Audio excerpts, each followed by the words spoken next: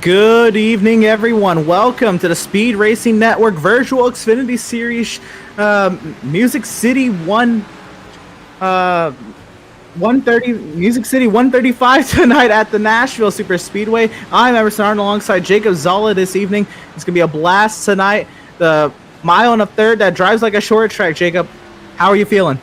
Yeah, this track does drive like a short track, and you know what? It drives just like the other two concrete tracks that you see on the schedule, Bristol and Dover. We don't have Bristol on the schedule, but it drives like those two, and tire wear will definitely be a factor here tonight at the Nashville Superspeedway.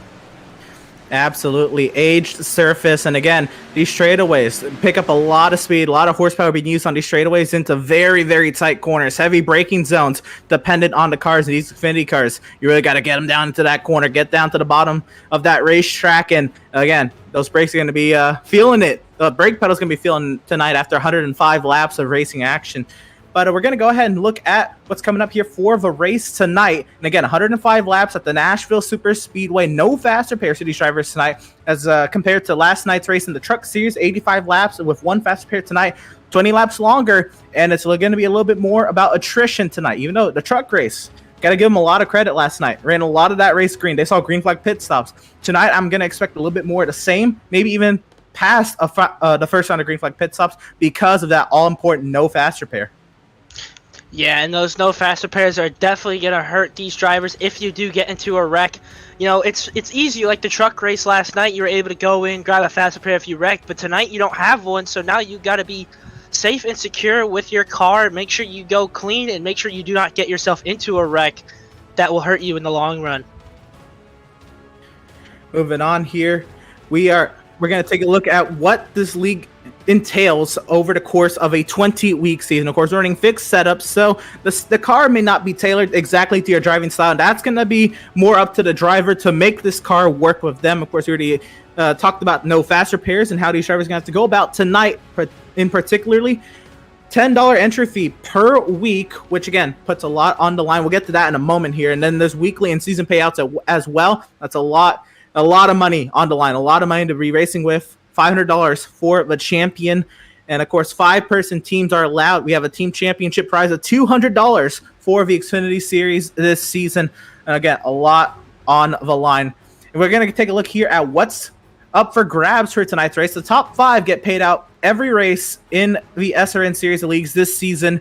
And for the Xfinity Series, the race winner gets $30. So 3 times what they pay to get into the race. So that's, $20 profit if you're keeping math there. Second place gets 20, and then third through fifth they get their money back, and they can just reimburse it to the admins here and pay for their next race at Richmond. Yeah, these drivers definitely are going to look to get the money. There's a lot of money to grab here in SRN, and these drivers definitely want that money. They want to be able to pay their next race out and make sure that they can get their weeks paid for so they can keep running in SRN. Absolutely. And again, it's that top 5 mark. I think that a lot of people stress out even more if they don't have a race-winning car. That top 5 mark, I think, is definitely a benchmark that people look at. And of course, for the season, the top 8 get paid out. This is more than last season, so there's a little bit more to race for. If you make that playoff cut, you have a little bit more incentive, especially if you feel like you can't make it to that final round. You still have incentive to make it to that second round because you never know what can happen when we go playoff racing here in the Speed Racing Network Virtual Xfinity Series. I was in it last season. Had a rough start to the playoffs, but I've seen other drivers just get so lucky in that playoff run, and not even lucky. I mean, they made the playoffs for a reason, but the playoffs is the time to make it or break it. I broke it last season, but a lot of money to be made this season.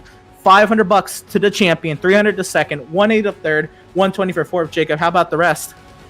You got $80 for 5th place, 6th place $60, 7th place $40, and 8th place $20. So again, like you said, a lot of money to grab here for these teams and their drivers with the season payouts.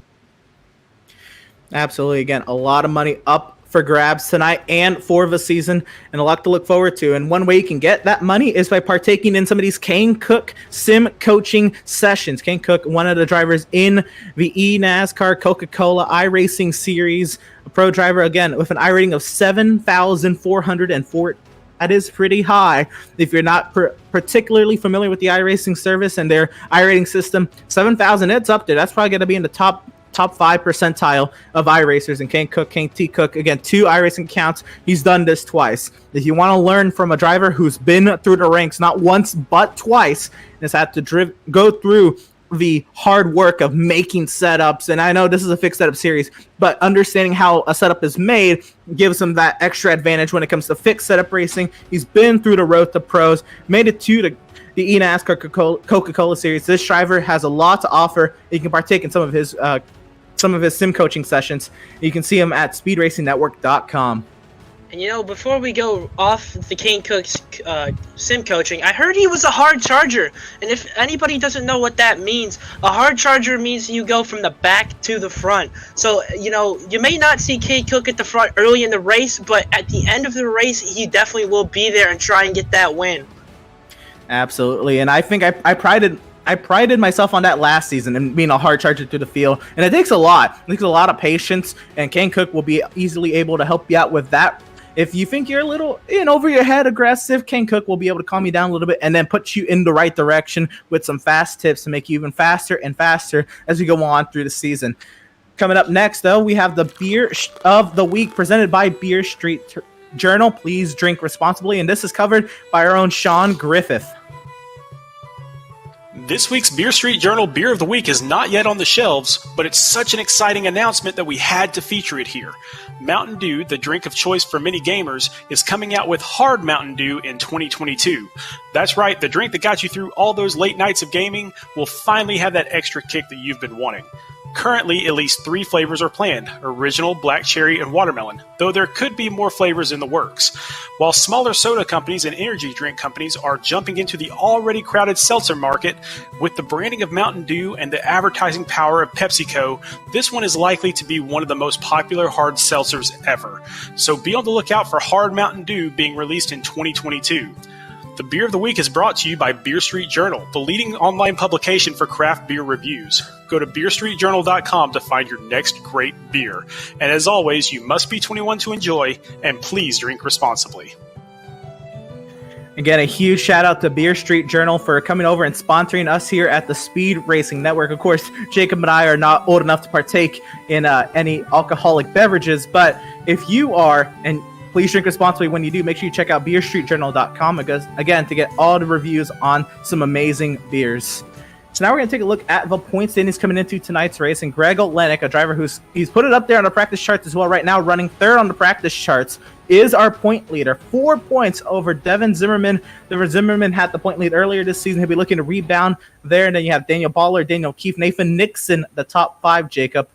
And then you have our own Tank Racing, Adrian G. Schumacher in 6th, Jordan Bain tied with Jose Castellanos for 7th, in 9th Seth Reed, and then in 10th you have Brian Huntley Jr. from Jonathan Byer Racing.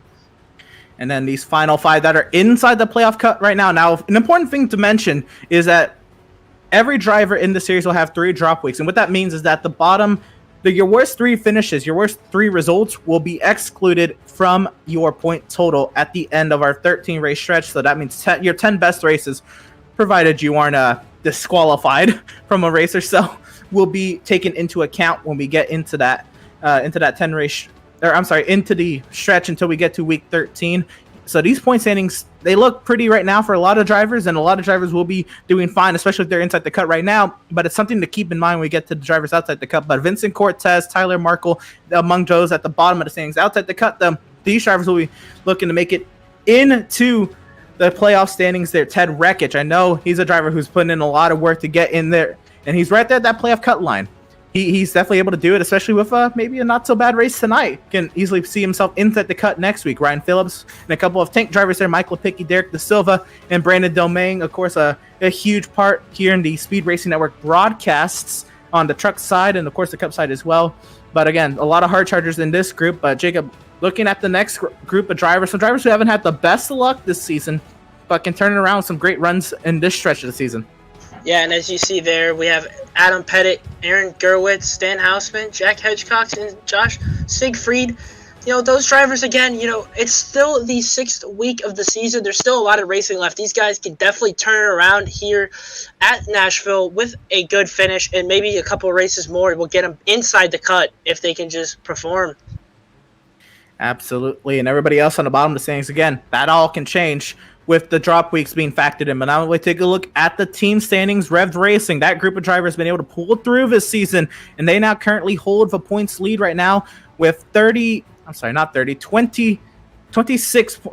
points. Wow, I can't math. 26 points, actually, over Tank Racing. Rnd Motorsports there in third as well. There's a little bit of a margin there, but right behind them, that battle for third. And again, the playoffs for the team standings is also something. They're going to be seeded as they go into the playoffs, so this all can change as well when we get to the final 7-race stretch to decide the team championship. But R&D and Stryker 10 points apart, and then Jonathan Byer Racing there in fifth, Rev Reloaded, Highline, Smith Road Racing, and Next Level Motorsports, again, entering into the series after becoming a team last week. So again, a lot to watch out for, especially as you get into the thick of things this season. And again, they just got to make that top 8 to make it into the seeded playoffs.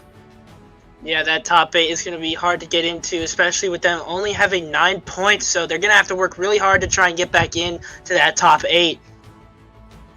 So there's a reason why Rev'd Racing is at the top of the team standings. Let's go ahead and meet those drivers. Again, the Speed Racing Network Virtual Xfinity Series with their team introductions. Rev'd Racing's team has Aaron Gerwitz leading the way over there with Ted Rekich. And again, Greg Olenek, a win to his name this season. Jordan Bain, Adam Pettit coming down for the Cup Series last season to come help out Rev'd Racing and put them to the front. And with good reason, they have made it to the top of the team standings through the first 5 races. And next we'll be looking at our very own team that we're on, Tank Racing. And these drivers are second in the point standings right now. Let's meet these drivers.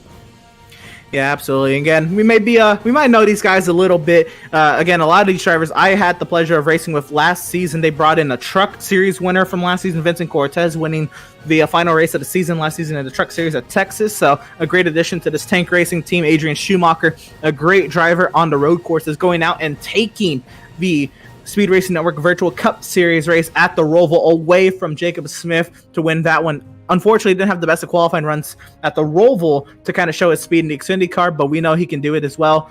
And then Derek Da Silva, Mike Lepicki, Devin Zimmerman, those 3 drivers, the mainstays of the Xfinity team, a good group of friends, and even faster on the track.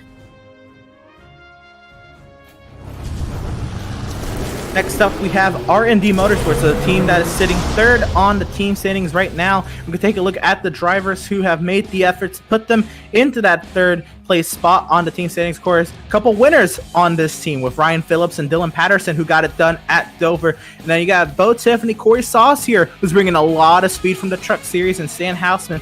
This team of 5 drivers, don't sleep on them. Again, a couple wins this season. There's a reason why they're third on the team standings, Jacob. Yeah, these guys are very fast, and we saw Dylan Patterson at Dover take it away pretty easily. You know, he had a competition with Cortez, but some very unfortunate situations with Cortez kind of took him out of it. But Dylan Patterson taking away Dover, and then Ryan Phillips winning at Daytona really helped out R&D Motorsports for the start of this season. Absolutely. Coming up next is, of course, Stryker Motorsports. We have a friend on this team that we've known for quite a long time, Tyler Markle, so I'm glad to see that Stryker Motorsports coming together and putting a little run here. They're 4th in the team standings, so they'll be able to look forward, especially with a lot of racing left. But Jose Castellanos, Brandon Domingue, Tyler Markle, Jack Hedgecox, those 4 drivers on the team, and Jacob, Stryker Motorsports right there, middle of the pack, but they're seeking some good runs right now. Brandon Domingue has just put his 2nd in qualifying. A lot to watch out on this team, a lot of speed. Yeah, these guys have a lot of speed. They haven't had a chance to show it yet, but these drivers will be up in the top 10, top 5. You will see that. Tyler Markle having good runs so far this season. We'll have to see how he continues to battle it out, and these drivers on Stryker Motorsports will be able to bring some more domination into their team this season. Absolutely. We look at now the team that is 5th in the team standings with a lot of reason to celebrate. At one point yesterday had 3 drivers, 1, 2, and 3. Jonathan Byer Racing, again, with their back-to-back wins in the Truck Series, of course, by virtue of Jonathan Byer with the amazing strategy calls. This team has a lot of pressure on them to kind of back up that performance that the truck team is doing. And of course, Austin Moore, a new driver to the series, is going to be thrown right in with that pressure. Joshua Marcy, Josh Witt, Brian Huntley Jr., Nathan De La Rosa, a lot of pressure on them to kind of, back up that truck team with their wins down there right now. 5th in the team standings. And of course, once we get to the to the playoffs, everything can change. But some pressure there, and there's some speed here as well. There's a reason why Jonathan Byer picked this team out, and a lot to look forward to with these drivers. Coming up next, of course, we have Rev'd Reloaded. And, of course, this is kind of the team branching off from Rev'd Racing. Zach Deuscher, Danny Dow, and Nathan Nixon. The three drivers on this team. Danny Dow, of course, winning the first championship here at the Speed Racing Network back when it was still called Mid-South Madness. And that's when I made my debut in Mid-South Madness. Actually, the season after Danny Dow took the championship here. So a lot to look forward to in this team. Nathan Nixon coming up from the Truck Series as well. This team, it's only three drivers. We're still seeing a lot from Zach Deuscher. He has some potential as well. Rev'd Reloaded could still make a good run in the team standings here, Jacob. Yeah, these guys have a lot to fight for, and like you said, Danny Dow winning that championship in Mid-South Madness Season 1. He knows he has speed. He's just got to find it, and if he finds it, I think Rev'd Reloaded will be sitting nice and pretty here with maybe a chance to win the championship as the season comes down to it. Absolutely. So looking forward to the next team, and here we have Highline Racing. Again, these three drivers trying to put it together here to make a run in the Speed Racing Network Team Championship here. Wayne Rayborn, Daniel Keefe, and Seth Reed. We've seen Seth Reed have a lot of speed in the Truck Series, looking to carry that over into the Xfinity Series. Wayne Rayborn and Daniel Keefe, a couple names that have been in the Speed Racing Network series a while. Daniel Keefe, trying to put together some great runs. I know he's had the potential to do so. And this team of three drivers definitely has potential to do it. But Jacob, we're looking at them. They're down 7th in the standings, 5th race in. Is it time to panic? No, there's no time to panic just yet. Like you said, 6th race of the season. There is still not a lot left. There's still a lot of the season left to go. You don't panic just yet. I think once you get to at least race 10, that's when you start panicking if you're 7th right now. Absolutely. We'll be moving right on along. And looking at this next time here, we have Smith Road Racing. And again, these drivers, they're 8th in the team standings, but they still can make a run here. They've been able to keep their drivers finishing these races, which is going to help them out a lot. Dustin Scruggs, Christopher Darling, and Tristan Bailey. I don't know too much about Christopher Darling and Tristan Bailey, but I know Dustin Scruggs is a driver that has a lot of experience in the Speed Racing Network. They can lean on him a little bit as they try to improve the bearing of this team. And again, they just got to make that top 8 to have a chance. Smith Road Racing, again, a team with a lot of potential as well. Yeah, these guys have a lot of potential. Again, like you said, Dustin Scruggs kind of being the mentor for these two, Christopher Darling and Tristan Bailey. So we'll have to see how much of his mentoring goes down Dustin Scruggs. Absolutely. And now we get to the team that has brought a lot of hype with it. Again, a brand new team starting off with last week's run here, Next Level Motorsports. Again, only a couple drivers on this team, but they still have a lot of work to do. Zach Taylor, Ben Quimby, they're at a little bit of a disadvantage if they're running for the team championship and might be a little late. We'll see if they can work it all out and get themselves into the team championship. But Zachary Taylor, again, I was teammates with him last season. Very fast driver, very knowledgeable driver. Again, a great driver to lean on, especially have a lot of questions. If Ben Quimby has questions, definitely Zach Taylor is a great resource. And again, their teammates in the Cup Series are definitely helping them out a lot as well. Next Level Racing has a lot of potential and a lot of speed. That's very important when you get to the Speed Racing Network series of leagues. 2 drivers, though, at disadvantage. Again, 3 drivers get awarded. The top 3 drivers per team get awarded points. They only have 2. They're at that disadvantage. Can they make the top 8? We'll have to wait and see. But tonight, this is the Speed Racing Network Virtual Xfinity Series Music City 135, and we have several independent drivers taking to the field, like James Holter, the owner at Next Level Racing. On the Cup side, Landon Lacy partaking in the event. Austin Reedy in the 48. Joshua Siegfried, I'm hearing, moving from the Xfinity Series to the Cup Series, so interesting switch to happen right here in the middle of the season. Driving the number 60, Dean Brummett coming on down from the Cup Series, and Rhett Tucker in the 99. Jacob, looking at these Xfinity drivers, these independent drivers coming down to the Xfinity Series. What are you most looking forward to out of this list? I'm honestly looking forward to Dean Brummett. Dean Brummett was supposed to run the Truck Series last night, but wasn't able to. These guys and Dean Brummett, he is looking really fast, and he might be one to watch out for tonight at the Music City 135. And We'll get to race picks in a second. I'm going to look at if I have to pick from the independent drivers, and a lot of talent here, for a lot of Cup drivers here, Landon Lacy is the one I've been looking for currently, top of the charts in qualifying. He's shown a lot of pace all season. That's a driver I'd be looking forward to out of these independents. But now we're going to look at the independent, the inside the cut standings this season, and we get to take a nice overlook. This might all change in about an hour and a half time. But again, Greg Olenek, a 4-point lead over Devin Zimmerman, Jacob. That's not too big of a margin, and we know Devin's brought a lot of heat to Nashville. Yeah, we know Devin has been practicing a lot, especially, we are tank racing drivers, and we've been practicing with Devin, so we know Devin's been bringing a lot of practice, and, he wants to get back to that top spot after a not-so-good race ending at Homestead Miami Speedway last week. So he wants to get back up there in that first position and lead the points like he almost has been all season. Absolutely. And then at the bottom of the standings, Dylan Patterson with that win at Dover, Joshua Marcy, Bo Tiffany just inside the cut tonight. Bo Tiffany has 8 points, is 8 points to the good. Can he maintain that margin? It'll be interesting to see as we get in to the starting grid of tonight's race. And how about it? The Cup Series driver and the team captain at Next Level Racing on the Cup side, James Holzer in the 17, putting it on pole right alongside our own Greg Olenek, who helps us out in the booth a lot here at the Speed Racing Network, and of course has his own duties here in the Xfinity Series with Rev'd Racing. He'll put it second quickest, Jacob. Then we have Landon Lacy, a Cup Series driver for Next Level Motorsports, in third. Again, that Joshua Siegfried, he was an Xfinity Series driver just last week at Homestead Miami, decided to make the switch to the Cup Series. Back to you, Emerson.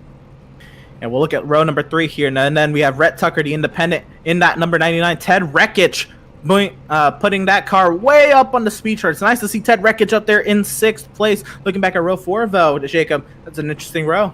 I think we have to say this every time now that we see that British flag going up. Adrian Schumacher is definitely not British.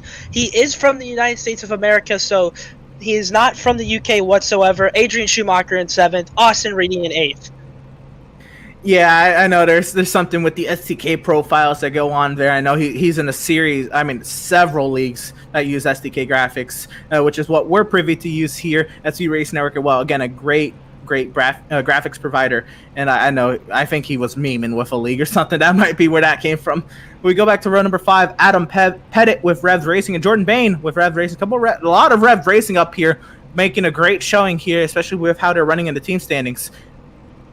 Yeah, the Rev'd Racing is really doing well right now. And then we see Danny Dow, in 11th for Rev'd Reloaded. So another Rev'd type team in the top 11, and Dustin Scruggs for Smith Road Racing in 12th. Now we're pulling off the grid here. Now, Jacob, we get a whole look at the field. Got to put you on the spot. Who you got? Oh, man, I don't want to make any picks because I don't want to give the driver's curse, the broadcaster's curse up here, but I'm going to do it anyway, and I think, I'm going to look at James Holzer here. Holzer is got the lead so far. He's got the pole, so, I think he'll be fast out here tonight. Now, Emerson, who do you got? Well, does the broadcaster's curse work on a broadcast? I don't know. I'm going to go with the guy who qualified right to his outside, and that Moo and Brew, number 31. Is that a Ford Mustang? That is a Ford Mustang. Rev'd Racing's Greg Olenek right there, leading the charge for Rev'd Racing tonight in that number 31. I have a feeling that he's got the speed to get it done tonight. The field, double wide behind VIRacing.com safety vehicle, roars to turn 3 and 4 one last time. We're gearing up to get ready to go from the Music City, the Nashville SuperSpeedway, making its return to NASCAR this season. We are green from Nashville.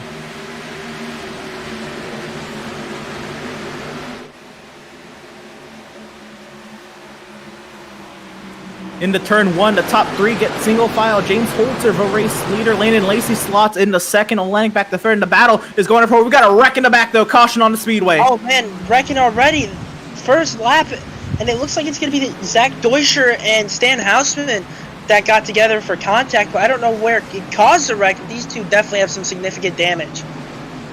And it's kind of only a matter of time when you have 36, 37 Xfinity cars packed up in a pack like that, roaring off into a tight turn number 1. And again, it's a corner you normally brake for, and under normal green flag conditions, we're going to get the Beer Street Journal Rec replay. Again, please drink responsibly here. Here's Zach Deuscher running right now to the outside. There is at the 11 of Dustin Scruggs to his inside. They're going side by side through 1 and 2. Oh, just huge contact there with the 39 of Zan Houseman. And again, this happened in front of him, nowhere for Deutscher to go. Houseman around the initial contact in this incident. You see the 81 making a huge move to the inside and just light contact there in the left 3, and around they go. And I believe that was also a couple more cars. Seth Reed making the contact there. And huge contact there for Zach Deutscher. No fast repair. That's likely going to end his competitive evening. You know, I want to say, look at the way Vincent Cortez gets around that wreck. Just goes to the outside and gets around it. What a move by Cortez there to get around that wreck and not put himself in a hole early in this one. Yeah, Dean Brummett, a little bit of rear end damage here, getting tapped and sent to the grass on the left-hand side. Let's see, we're right on board here with Dean Brummett as this wreck happens right in front of him. Seth Reed right there, Vincent Cortez, who was outside. All of them happening right there. Checks up. They all stack up on the nose. Have to catch the car after a little bit of contact with the rear end. Should be okay to continue on and to try to move that 78 on forward. Yep, and as they roar down under pace laps, looks like it's going to be James Holzer, Landon Lacy, Greg Olynyk, Rhett Tucker, and Joshua Siegfried, your top 5 here as we go through the first caution. Here we're going to take a look at some of the cars this evening that are inspired by some artists because we're here in the Music City. I think it's great that Devin Zimmerman, again, our painter at Tank Racing, and holding down all the operations to make this happen, especially with all the partners we have at Tank Racing. We have Kid Rock here on the hood of the 82 of Adrian Schumacher. I mean, this is great to see. Yeah, and then next we have A Day to Remember on the 69 of Vincent Cortez. I haven't really heard much of them, but I know he likes that band. And Emerson, I don't know about you. I don't know what you've heard of them. And now we go to the next car. We'll look here at Devin Zimmerman, who's got black pink on his car. You see the face there on the side as well. And that Liftworks number 33 machine looking a little pink tonight. I like it. We're going to take a look at Derek De Silva's car here in Foo Fighters. Now, I can get behind Foo Fighters. I love me some Dave Grohl and Foo Fighters. Man, those colors looking sharp for Derek De Silva, who normally drives a red car. This a little bit more burgundy, and I'm loving it. Yeah, I do love that car as we go on to, I believe, the last car, which is Blink 182. Now, I've heard a little bit of Blink 182, but that paint scheme that Zimmerman made is amazing. I love the blue and the pink. It's just a great paint scheme altogether. Absolutely. And there's also some other musically inspired cars throughout the field, and we'll try to pick those up when we can. But again, huge shout out to Devin Zimmerman, who's able to paint these cars for us and give us the opportunity to represent some musical figures that we idolize at the Music City 135. And when I told Devin the person I want to put on my car for Sunday night's race, I knew it caught him off guard. I cannot wait for y'all to see that car on Sunday. And again, the rest of the Cup Series teammates have all picked some great artists as well. We're here working our first caution of the evening. James Holzer, the race leader, and he's trying to pace with the safety vehicle now on the front straightaway. And again, that was a great start by Landon Lacy. He was able to get cleared up into the second position. Actually, that's the 98 there. I believe that's Nathan Nixon getting the wave around. And we'll double up here. And again, caution early here in the Virtual Xfinity Series. We'll see if these drivers kind of keep that energy they had in the turn number 1. It was a pretty aggressive move from Seth Reed. He's actually given the EOL for this incident, Jacob. But turn 1, very tight. But you're not braking this first time around. Yeah, and you're not braking yet. It's early into the run. The first 2 laps, you're not braking. But once you get single file, you start using the brakes to save those tires. But Seth Reed not having a good run in the Truck Series last night, this definitely doesn't add to what he has going here in the Xfinity Series tonight. Again, Seth Reed, he was up there in the top 3 during that truck race, but just not able to amount to it, especially with some of the strategies being messed up later on in that truck race. So he'll try to redeem himself tonight in the Xfinity race. A long way to go. 100 laps to go when we get to racing. Now, again, we'll reset the front row. It is James Holzer on the inside, Landon Lacy on the outside. Landon Lacy again making his switch to the Cup Series as well. Last week, a couple Cup drivers on the front row. Then we have Greg Olynyk and Rhett Tucker row number 2. Joshua Siegfried, Ted Reckich, row number 3. The iRacing.com safety vehicle makes its safety into the pit lane. James Holzer is going to lead us back to green in the Music City.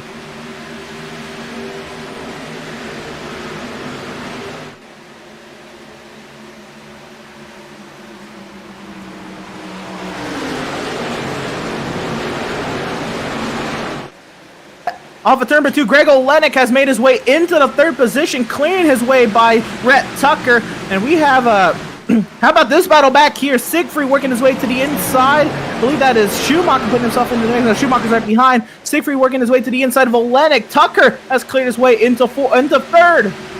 Yeah, these drivers are battling it out side by side right now. Siegfried trying to get there, as we see. I believe that is Ted Wreckage get a little close to Siegfried there, but they are side by side down the backstretch. And again, all these moves have got to be made early because this track is so dependent on braking, especially in these Xfinity cars. Once this pack gets single file, the only way you're really going to be able to make moves is having a significant pace advantage on tires, or really be working someone over to force them into a mistake. So the money time to make overtakes is right now on the restart. If you watch Rhett Tucker close up on the 2 Cup Series drivers ahead of him. Yeah, these Cup drivers are looking really fast right now, but Rhett Tucker just has to stay, save his tires, and keep going. All he has to do is be faster than these 2 and save the tires better than these 2. Absolutely, and save the tires. Again, that's a thing we say at a lot of mile and a half. So when you put a lot of brake into these cars as well, that right front will be screaming for mercy. You really do want to baby these tires, especially in these, I'm going to say it all night long, in these Xfinity cars that are oh so tight on these fixed setups as well. And here, how about this move to the inside? Is this Tucker able to get to the inside of Landon Lacy for 2nd? He's going to be side by side down the backstretch. He's going to be looking. He's peeking that outside or inside the 24. Can he get it through turn 3? It looks like he might be able to do it still side by side off of 3 into 4. Rhett Tucker takes 2nd position. That's an experienced move by Landon Lacy there. He decided to kind of give up the fight early here. He'll live to fight another day. He'll slot his way into the 3rd position, and he'll kind of work on keeping his tires, preserving his tires in that number 24 machine. But Rhett Tucker making a hard charge. Does he have anything for James Holzer? He might have something for Holzer, but we'll have to see here if he can, save his tires. Oh, he's getting ever so close to James Holzer now. It's going to be a fight, these 2, between Rhett Tucker and James Holzer. Rhett Tucker is bringing the heat early. Oh, and there's a caution on the speedway. Oh, big wreck out of 4. Everybody's sliding to the pit lane. More cars making contact. That's Lipicki and the 75 coming together. Cars everywhere. Well, it'll take a moment to sort this one out. Oh, my goodness. What a wreck that was right there. It was the big one at Nashville, as we could say. I guess that was there. As we take a look at our Beer Street Journal wreck replay. And remember, please drink responsibly. Yes, of course, please drink responsibly. Check out beerstreetjournal.com for some amazing beer reviews. We'll go back here. We're looking at Tyler Marco. This happens right in front of him. Just looks like an accordion effect in the middle of the field. I'll get another look at that, but everybody's sliding to avoid. This might have been Dustin Scruggs coming together with somebody here. There's Scruggs right there with the 80 to Bailey. That happens in front of him. And that's Adam Pettit right in front of Tristan Bailey that maybe came together there and maybe initiated this. And again, we'll see if maybe Pettit was coming down or Bailey sent it up the inside here with another view. There's Adam Pettit into turn 3, leaving the inside open, trying to slot himself in. I don't know. There wasn't a car's room there, but Bailey was coming for full head of steam. Just split second decisions right here, Jacob. Yeah, just definitely a racing deal. Pettit was trying to get to the bottom line ever so quickly and just didn't have enough room for Tristan Bailey's run, and it caused a big accident. It is what it is. Now we go on to the race here. Luckily, it looked like not too many drivers had hard contact with one another, so it looks like maybe some light damage to be repaired here, especially for the 46 Mike Lipicki. Look back at race leader James Holzer. And again, now, I say light damage, but these Xfinity Series cars, any bit of damage will absolutely destroy your race, nearly ending your competitive evening, even if you have just a second of optional. Yeah, that definitely, it takes aerodynamics off the car with any damage, so it definitely hurts these guys when you do get any damage whatsoever. And nobody's electing to pit yet, so these guys are pretty confident with the tires they have right now. I don't know. It's a 105 lap race, but you only have 6 sets of tires. You have a couple drivers coming down the pit lane, like Dylan Patterson and more. But only a couple, but still, only 6 sets of tires in this race, and that's being a little generous. But this track will eat up tires. I'm wondering if these drivers are feeling there's going to be a lot more cautions in this race, which, again, would definitely take me by surprise with last night's truck race going green for as long as it did. Yeah, it'll be interesting to see if these guys can settle it out. Now, you're on. It's only lap 13. There's still a lot of laps to go, so these guys are going to probably get it settled out here, and we might see a long green flag run. Now, here's the thing. The drivers who do pit, they're going to be absolutely stellar. They're going to be flying right by the guys who have 9, 10 green flag laps on their tires. How about Devin Zimmerman back here in the 33? Zimmerman, the first driver on fresh tires in this field, lining up right behind the 98 of Nathan Nixon, who took the wave around last yellow, so he hasn't pitted yet. This is going to be interesting. The middle of the pack is going to be where to watch the hornet's nest. You're going to have drivers on fresh tires flying by drivers on old tires. Drivers on old tires maybe not realizing that drivers on fresh tires are coming up right behind them. I don't know if we're done with cautions in this early stint. Yeah, we might not. And Devin Zimmerman was in that early wreck that just happened. So we'll have to see if that damage, I don't know if he has that much damage. We'll have to see if that hurts him at all whatsoever, if he can get back up and try and get to the front here. We'll come across the start-finish line here, and I believe the lights on the safety vehicle are off, so we are doubling up here, and we will be restarting here to start lap 15 of 105. That'll put 86 laps left in the race for us to run, and again, this field of 36 Xfinity drivers still doing pretty strong. We've had one driver that has had a lot of trouble tonight. That's Zach Deutschert down at 36. We have 35 drivers still running. Bo Tiffany, the only driver, one lap down besides Deutschert as well. Tyler Markle trying to catch up to the pack as well. He had some damage. And yeah, this pack of cars, there's still a lot running. A lot of hungry drivers needing some good runs and points.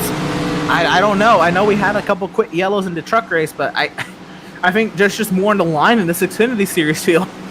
Yeah, there is definitely more on the line here, and these drivers are going to be fighting for it. And, maybe we see a third caution. Maybe we don't see a longer run. It'll just be how these drivers play out and how these guys can be calm throughout this run. It'll be interesting to see if Rhett Tucker has anything for James Holzer. Holzer may be babying it on his tires. We'll see if Lacy and Siegfried, Wreckage, and Olenek can take advantage of it as the iRacing.com safety vehicle will find its safety in the pit lane once again. And we are back to racing in Nashville.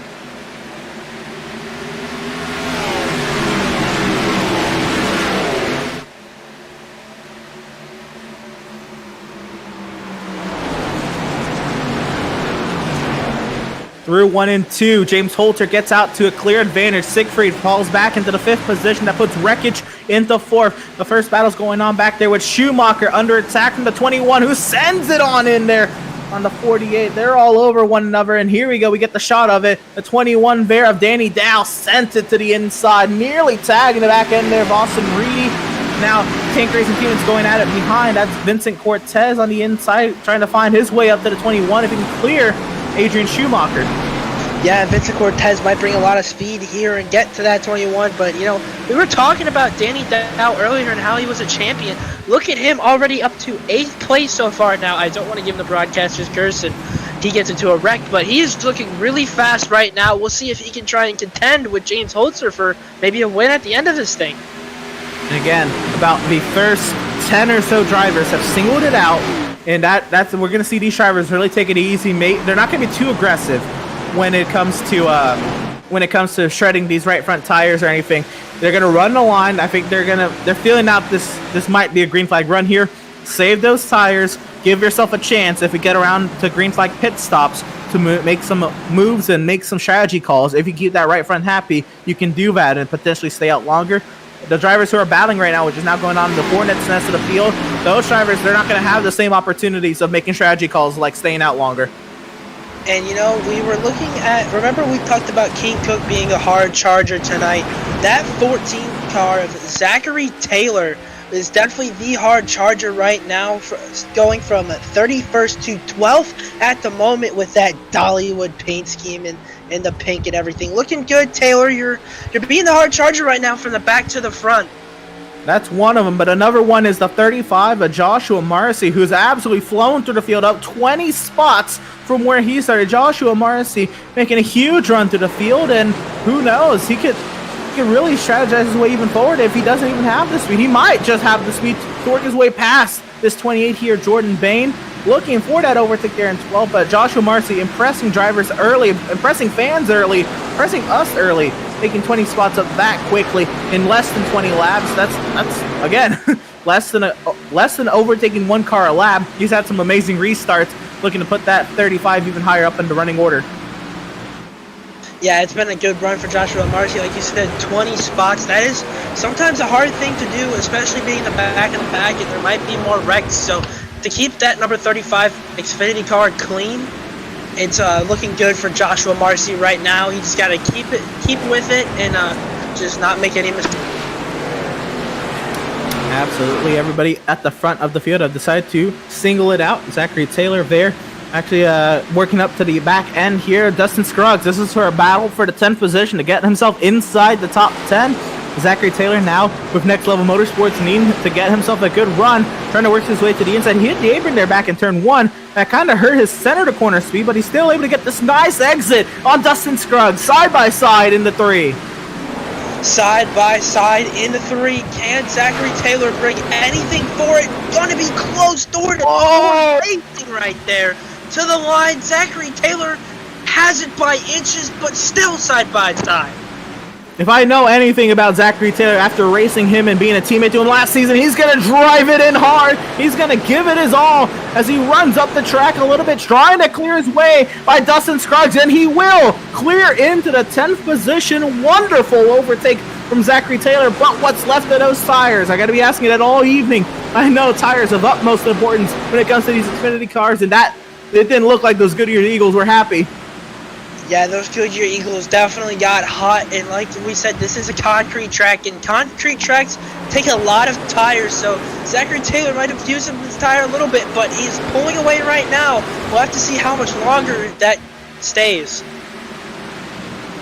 Back up front, we're going to take a look at race leader James Holter, who's opened up a slight advantage, very slight at that, over Landon Lacy, and I think these are drivers, Cup drivers, they already know what to do when it comes to running these races out long. We get a lot of green flag runs to the Cup Series, which I'm very pleased with, being a rookie Cup Series driver this season. But James Holter, Landon Lacy, again, drivers who are nearly at the front of the field every week in the Cup Series, proven when they drop down, they can do the same here, and even a little bit tougher car to drive. I think maybe the toughest of the 3 cars to drive when the Cup Series is not running that 750 horsepower package, which they are running at Nashville. I can't wait for that. And I'm sure James Holter, Landon Lacy getting this extra track time with the 650 horsepower Xfinity car is going to help out a little bit more than maybe logging laps in a 550 Cup car. Oh yeah, it's definitely going to help out. And look at this though. Holter hasn't pulled away from Landon Lacy. Still 0.2 seconds. He has not pulled away just yet. And you have to wonder if Landon Lacy might be trying to save tires to get around James Holter. I feel like Lacy, I think, is going to be the one where he's not going to be that aggressive this late into a run. Lacy may make his move when it comes to pit cycles. Maybe he'll try to short pit Holzer or go longer, try to push on a harder pit entry. It'll be interesting to see what Landon Lacy does. But again, they race each other nearly every Sunday, toe-to-toe. Interesting to see what goes on in the Xfinity car. Is there any advantage to a certain driver? We'll have to see. Lacy was running for Xfinity points. He was up in 12th in the Xfinity points before he made the switch to Cup, which he's currently in the top 10 in the Cup Series standings. Interesting switch that he made there after dropping down from the Cup Series last season, moving his way back up to the Cup Series. Lacy showing that he still has it to be able to tango with some Cup drivers. One thing I wanted to say, these two are Cup teammates, Holzer and Lacy, so, maybe they're in a chat right now telling each other what's going on, with these guys behind them, so maybe they're team strategizing right now, but James Holzer starting to pull away from Landon Lacy. And that's right. I completely slipped my mind that they are teammates on the Cup side, and you don't want to leave out Rhett Tucker there, who I thought at this point of the run was probably going to fall off a little bit more, and he's getting pushed through the corner by Ted Wreckage. That's wild. Wreckage now sending it down to the inside, and this might actually solidify my point that Rhett Tucker's daring drive early in this race might cost him here as we get into a long run. Those tires, they didn't seem too happy with those aggressive moves he was making. Ted Wreckage maybe taking it a little bit easier. He's able to work his way to the inside. They go side by side down the back straightaway. The battle for the final spot on the podium. Wreckage down low. Tucker up high. Wreckage with the preferred line as we go into 3, but Tucker putting up a fight. Yeah, what I learned about these cars is they go side by side. Looks like Tucker's going to get it, and he might... Wreckage is going to get it, and he might get past Tucker might also get passed by Siegfried there. And what I've learned with these with Nashville through the truck races, the outside lane is definitely not the way to go when you are side by side with someone. You definitely want that bottom line, and Rhett Tucker, might have used up his stuff, and now he's going to lose spots. He's going back further and further. So we're taking a look at this race. Now we're getting into this run. I want to pick your brain a little bit, Jacob. Now that you had the opportunity to run the truck race, and I know that it didn't kind of go all well, but y'all got a green flag run. We're looking here at Adrian Schumacher working his way to the inside of Dustin Scruggs, by the way. This is the battle for the 11th position. 12th position. Schumacher has it now clear of Dustin Scruggs. He'll work his way on Brandon Domain. I want to pick your brain. We don't really know what to expect. This is kind of our first foray into Nashville SuperSpeedway. What's kind of the fuel run that these drivers could be expecting as we get into a longer and longer stint? With the trucks, we were pitting around lap 35 to 40, so these drivers, I think, might be coming up close here with that fuel run. Their fuel might be a little bit, some drivers may have saved under the 2 cautions that we had, so we can see some drivers coming in on lap 40, like 40 to 45 here at Nashville SuperSpeedway. I just want to say, way back in the pack 78 of Dean Brummett plowed the wall back in turn number 1. He keeps going, will stay green. But that's interesting to hear about the fuel stint lengths. And I know it's going to be different. The trucks have more on-throttle time than these Xfinity cars. But what is the same is from the full fuel loads that is ran in real life, we run 70% of those fuel loads across all 3 series, so it'll be very similar. If you ran about 35 to 40 laps, and we saw Bayer, he went pretty long, so we could see these guys maybe pick 45 with the off-throttle time here, maybe 50 if they're pushing. They had a couple cautions to help them out as well, like the trucks did. It'll be interesting to see. We're gonna see. I don't know if a one-stop is possible, but with those couple cautions, it might have been in the realm of possibility. We'll see if anybody tries it. I want to talk about our tank Xfinity team captain, Devin Zimmerman. He was in that wreck, that second wreck that caused the second caution, started 26th, now all the way up to 15th on the board right now, and he's looking to get another position from Ryan Phillips. So Devin Zimmerman really learning this track and getting all the help he can, especially from his Xfinity teammates Vincent Cortez and Michael Pickey helping him out, and he's looking really fast right now. And again, Tank Racing trying to put together a great run here. Vincent Cortez up into the top 10, and that's no slouch. I mean, that's a lot of good drivers up here, a lot of Cup drivers and previous Cup drivers in that top 10. But Devin Zimmerman making the most of his fresher tires, and he's sending it out to the inside of Phillips. Can he get it down there? That's a tight squeeze. Phillips gives him the room. Up to the inside through turn 4. He doesn't power on by like I expected him to. But again, we're putting laps on these tires now. Even from the restart, we're looking at about 20 laps or so on these tires. So they're not brand spanking new at right off the lot kind of tires, right off the pit lane kind of tires. But there's still advantage to that. But up in the 14th, and you know what? Devin pitting there, he might be able to attempt the one stop. It'll be tough. We'll have to see what he does. But he's got fresh tires to his name right now, and he's opened up a realm of potential with the fuel strategy. It'll come down to what these guys can run. How about this battle for third? This is Austin Reedy. Reedy up to the inside of Joshua Siegfried. Yeah, side by side, maybe. Oh, it's going to be close. What a clear from Reedy there, and what a clear for the podium. Siegfried's going to try and get back to him, but that was a tight squeeze down the backstretch by Austin Reedy. Absolutely. So they carry on down the front straightaway. Here's Wreckage now getting his way to the inside of Siegfried. We've seen the 99 Rhett Tucker kind of fall his way down the running order a little bit.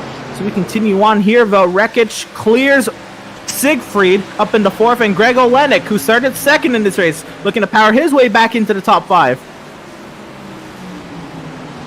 Yeah, Greg Olenek's trying to get back into the top 5. He was 2nd early on, might have just slipped the tires a little bit, and those tires might have gotten hot, but Greg Olenek needs to get faster right now if he wants to contend for that win. Absolutely. And again, we're going to learn a lot here as we get longer and longer into this run. Greg Olenek making this move up to Joshua Siegfried. Red Tucker down in the 9th. That's wild. Now Vincent Cortez up into the 8th position. This is the battle here for 7th. Looking to the inside of Danny Dow. And Cortez, we know has a lot of speed. He was very fast in the officials and across all 3 series of the officials back in June.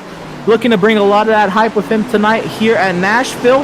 And he's got now Danny Dow in his crosshairs for 7. He's going to push him out of 2. Can he send it down to the inside in the 3? He pulls out a line. Side by side, they go down the back.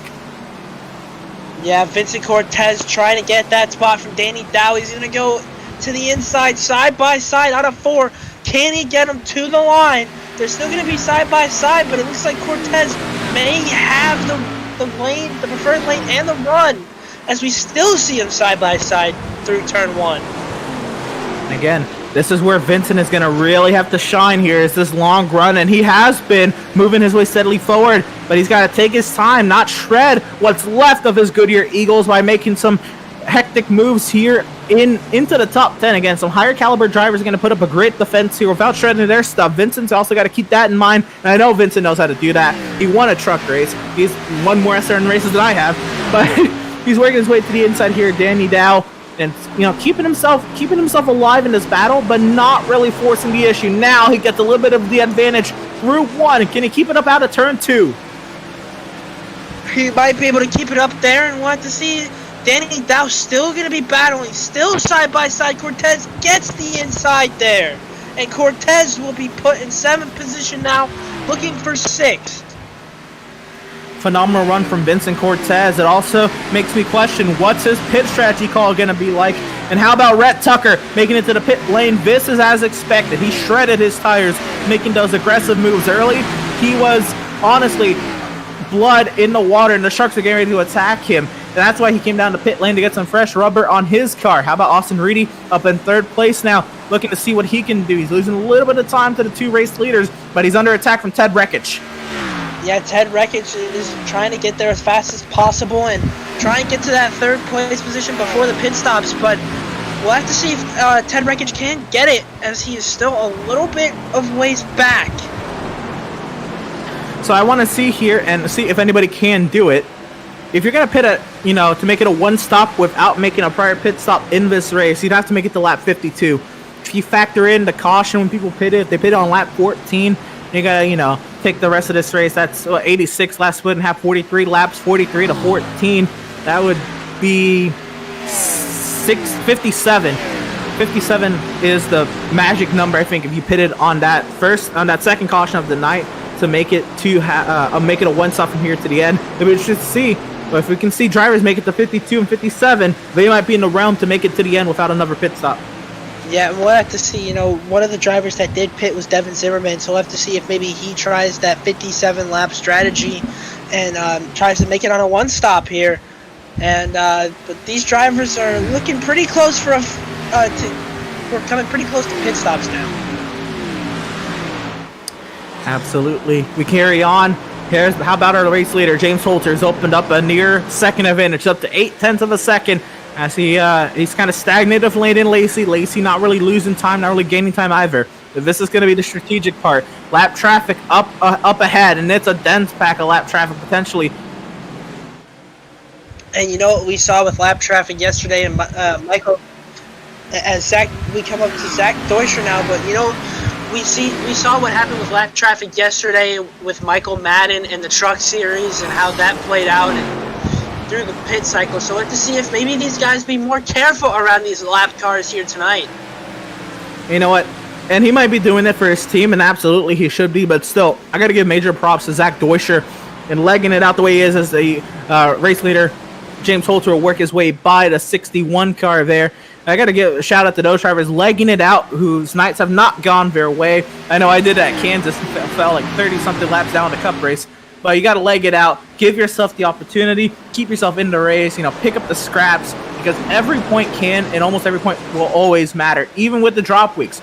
You got to be there. You got to give yourself that chance, to give yourself that extra point if need be, because it could come down to that. And of course, you also have to be prideful of your team and all that, and keep legging out these races. Zach Deuscher 6 laps down, but I commend him for staying out there. Yeah, I commend him for staying out there too. I mean, it's hard on yourself, to be wrecked out and then want to stay in this race, but Zach Deutscher definitely wants to just get points for the team as much as he can. Carrying on here to lap 48, and I'm thinking these drivers might be able to make it an easy one stop if we haven't even seen anybody really flash the pit road other than Rhett Tucker and a couple others. But Rhett Tucker, the main one of the front runners to come down the pit lane, and I think Rhett Tucker's was out of need. I mean, there was probably no grip left in his tires, and he was sliding down the running order. And here comes Danny Dow. If he's going to make it on a one-stop, this is pretty short, but this might be out of need. He might be able to go longer. We'll have to see. But Danny Dow on the pit lane. He was up in the top 10. We'll see what kind of placement this puts him after pit stop cycle out. There's also the 75 there as well of James Kerr. Yeah, we'll have to see what that pit strategy holds. And you know what? I want to go back to that lead battle for just a second. Landon Lacy has closed the gap to James Holzer. It was at 0.8 of a second, now only 0.3 of a second. So maybe something's going on with Holzer's tires. Maybe he didn't save enough tire, but Landon Lacy has closed that gap. More drivers on pit lane, but we shouldn't leave this battle for the race lead. Lacy trying to see what he can do with James Holzer.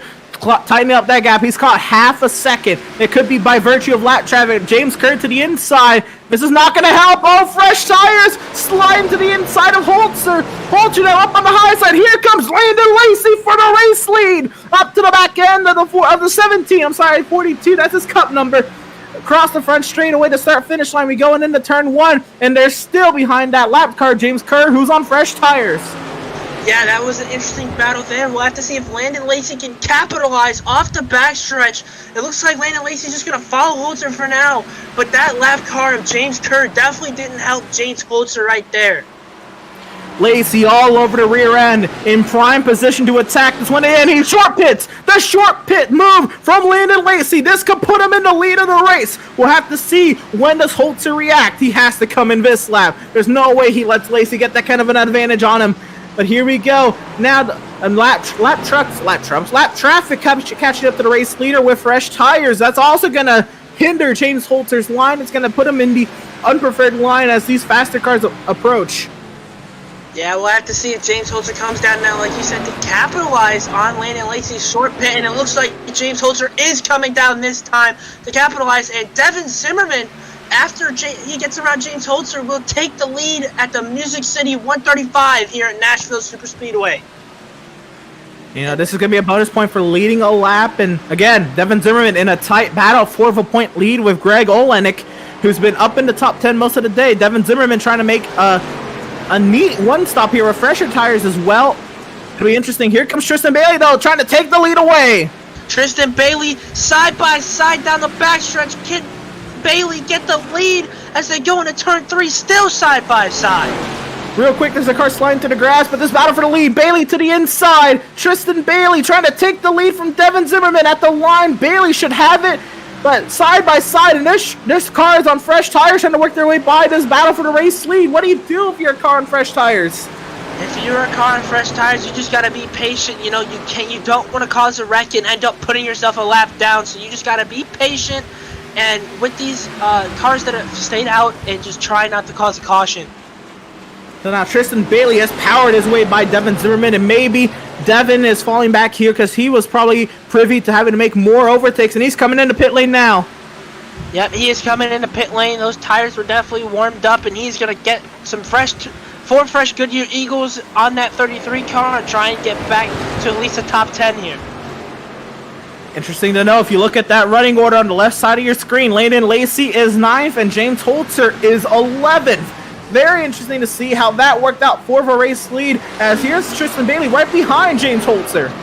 Yeah, they're still behind Tristan Bailey, staying out now. He might try and make this a one-stop. It is lap 56, and he is still out here, so he might try and make this a one-stop. Yeah, even if he pitted at that, second caution of the night, he's got to make, 57, 58, 59 to give himself some insurance to make it on that one stop. Here comes Vincent Cortez on fresh tires. He's catching up to previous race leader James Holzer, but Vincent Cortez is really in play here. This is huge. He's catching up to the potential top 3 when things cycle out. Yeah, he definitely is, and he is driving a fast race right now. We'll have to see if he can get up to these leaders here, as we still see Tristan Bailey still leading. I don't know if Tristan Bailey's going to keep going. He has 8 seconds over Dylan Patterson right now, and it's not looking like it's dropping too much. And you know what? These guys, they did their homework. They watched the truck race, and we almost had a couple of magic yellow things that would turn this race upside down. We saw Seth Reed drive through the grass, and this was after he made his pit stop, so it was a wild moment to see that. Tristan Bailey here, hoping for one of those magic yellow things. Of course, I'm talking about a full course caution that would come out and put this race right into Tristan Bailey's lap. If that were to happen during the potential only green flag stop of this race, Tristan Bailey trying to play that long game. Dylan Patterson there, the Dover winner in second, 8 seconds back, trying to play the strategy as well. And Stan Houseman in third, Tyler Markle in fourth, I'm sure, have not pitted yet. Yeah, these guys, I think the top 4 have definitely not pitted yet. They're trying to play the strategy, and Tristan Bailey comes down pit road. It was too late for him. No caution, so now he's going to go down pit road and probably lose the lead. And Dylan Patterson trying to make his way down pit road as he almost causes an incident there. He's going to give the race lead to Stan Houseman, not at the line. Actually, maybe at the line. He might have gotten it there at the line.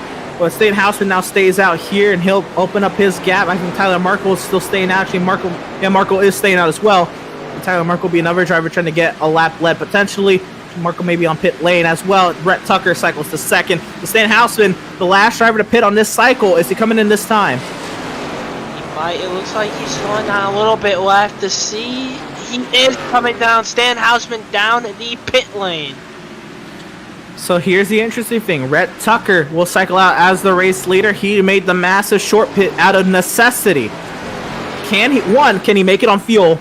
2, will his tires be able to keep him up here? That'll be the question. Ted Rekich made a phenomenal move, put him up into second. Landon Lacy, who was fighting for the race lead with James Holter up in third. Austin Reedy fourth. Greg Olenek fifth. James Holter. And here comes Ted Rekich, though, really closing that gap on Rhett Tucker. Rhett Tucker, I mean, he pitted so early. That's nearly 20 lap old tires on that 99. Yeah, he is going. And Ted Rekich is catching really quickly here as we see Tyler Markle trying to get around to, Rhett Tucker on fresher tires now. And he's going to block Tyler Markle. Rhett Tucker all over the track right now. And as we see, he's battling for that lead right now, and he doesn't want any lap cars to make him struggle as Ted Rekich is flying down the backstretch. How about Landon Lacy moving up to the inside? This is for second as they are in hot pursuit of race leader Rhett Tucker. You gotta say, Tyler Markle, he's fighting for his race as well.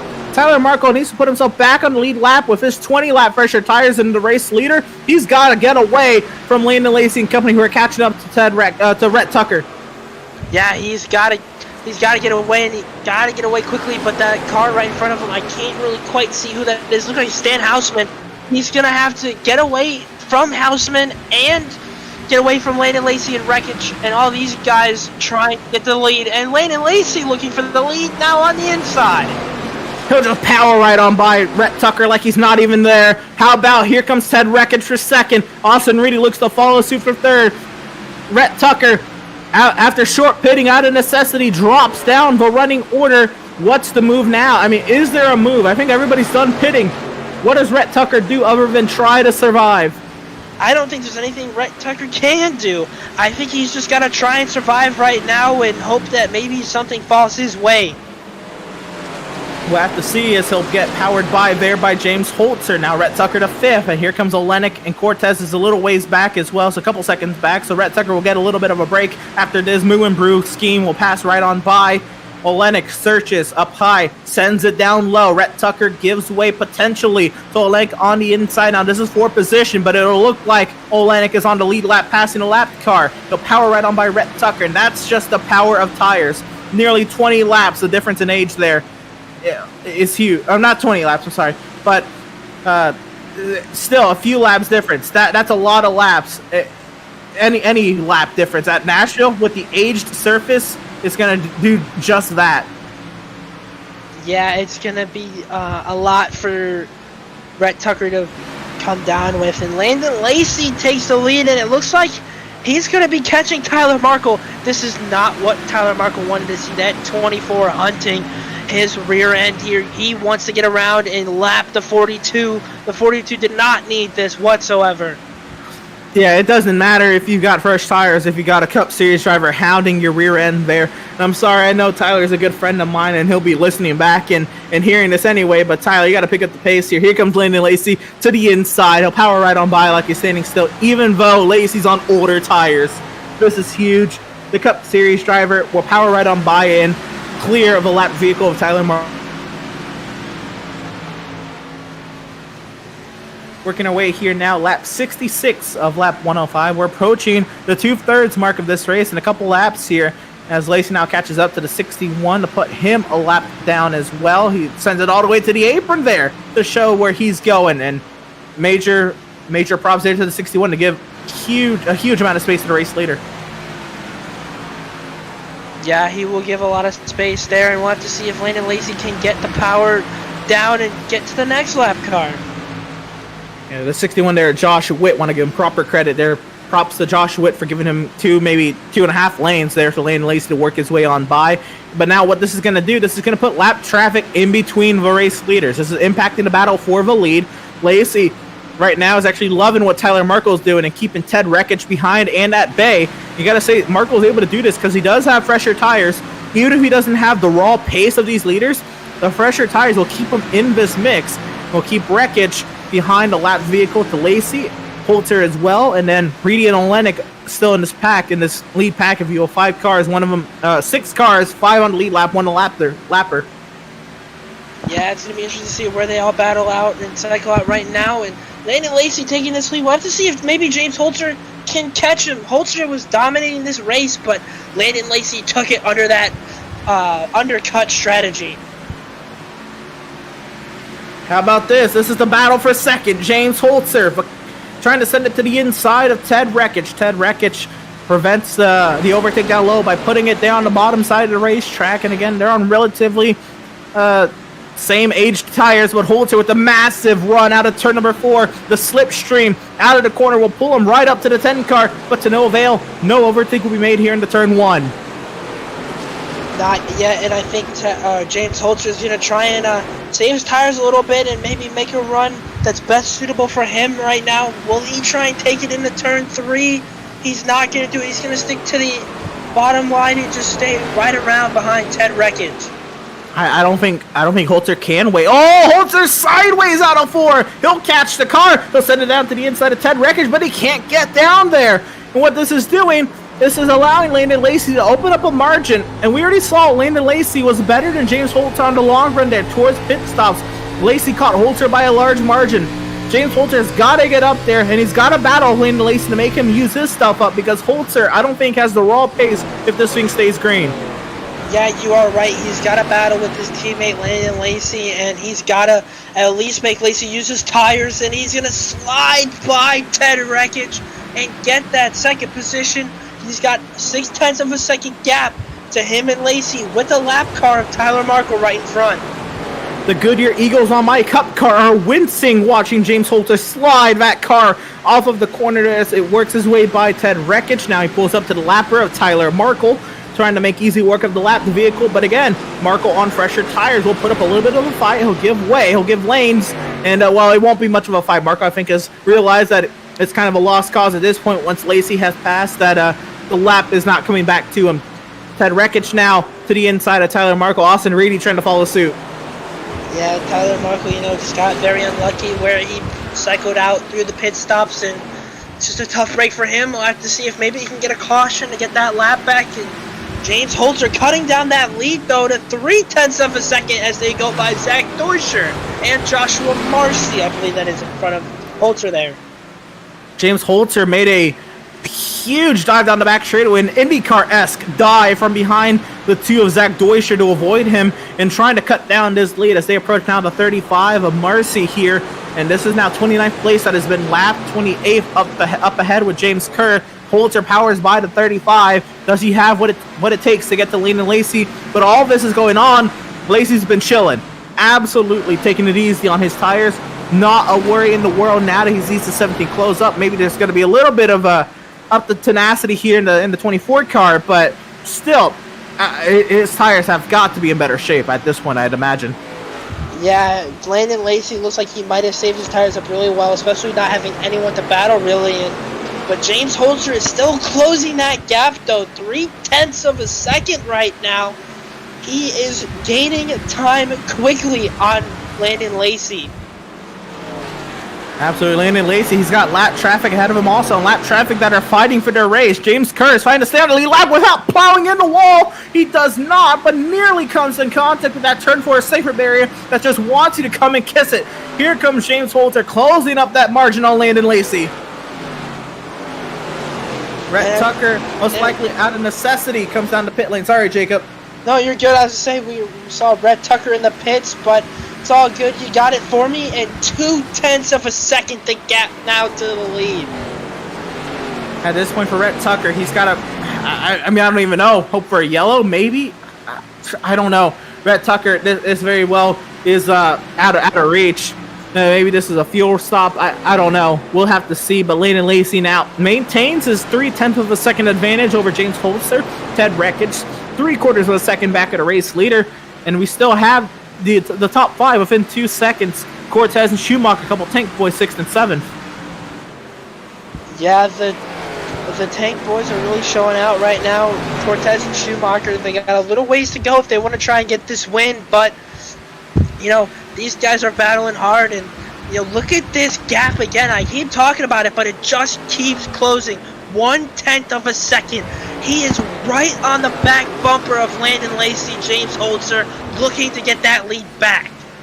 And Holzer's got to get there. He's got to make Lacy get up off the bottom. He's got to make Lacy wear out the right side tires because Holzer's been using his up. Lacy has been just absolutely keeping this car in clean air, by the way, which is huge now. Clean air kind of negated with the lap traffic, but still, Lacy has not been fighting as hard as James Holzer has, and Holzer's got to absolutely put everything into it. He's got to make Lacy use something in that 24. Make him make a mistake, something, if he's going to win this race. Yeah, he's got to do anything and everything to try and win this race, and it's looking like he might do it, but he's still got a little ways to go. He's got to put the pressure on. Can he do it here? Lacy misses the bottom a little bit. This is just what James Holzer needed.